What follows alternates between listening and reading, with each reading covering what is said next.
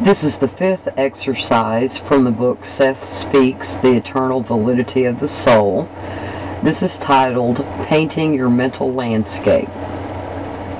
With greater practice, the contents of your own mind will become as readily available. You will see your thoughts as clearly as your inner organs.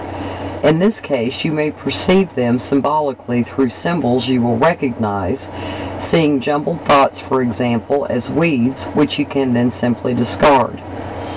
You can request that the thought content of your mind be translated into an intense image, symbolically representing individual thoughts in the overall mental landscape.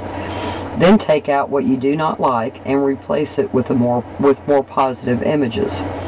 This does not mean that this inner landscape must always be completely sunny, but it does mean that it should be well balanced. A dark and largely brooding inner landscape should alert you so that you begin immediately to change it. None of these accomplishments are beyond my readers, though anyone may find any one given feat more difficult than another. You may also realize that I am speaking in practical terms. You can correct a physical condition, for example, in the manner just given. If so, however, by examining the inner landscape of thoughts, you would find the source here that initially brought about the physical ailment. Feelings can be examined in the same way. They will appear differently with much greater mobility. Thoughts, for example, may appear as stationary structures, as flowers or trees, houses or landscapes. Feelings will appear more often in the changing mobility of water, wind, weather, skies, and changing color. Any physical ailment, then, can be perceived in this state by looking inward into the body and discovering it. Then, by changing what you see, you may find yourself entering your body or another's as a very small miniature, or as a point of light, or simply without any substance, yet aware of the inner body environment. You change what needs to be changed in whatever way occurs to you then. By directing the body's energy in that direction, by entering the flesh and bringing certain portions together that need disadjustment by manipulating areas of the spine.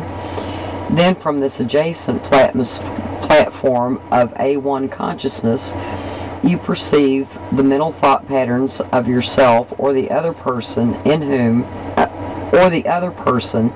in whatever way you find characteristic of you. You may perceive the thought patterns as quickly flashing sentences or words that are usually seen within your mind or within the other mind, or as black letters that form words. You may hear the words or thoughts being expressed, or you may see the earlier mentioned landscape in which the thoughts symbolically form into a picture. This will show you how the thoughts brought about the physical malady and which ones were involved. The same thing should then be done with the feeling pattern. This may be perceived as bursts of dark or light colors in motion, or simply one particular emotion of great force may be felt. If it is very strong, one emotion may be felt in many such guises. In the case of both thoughts and emotions, with great confidence you pluck out those that are connected with the malady. In such a manner, you have made adjustments on 3 levels. Session 574, page 273.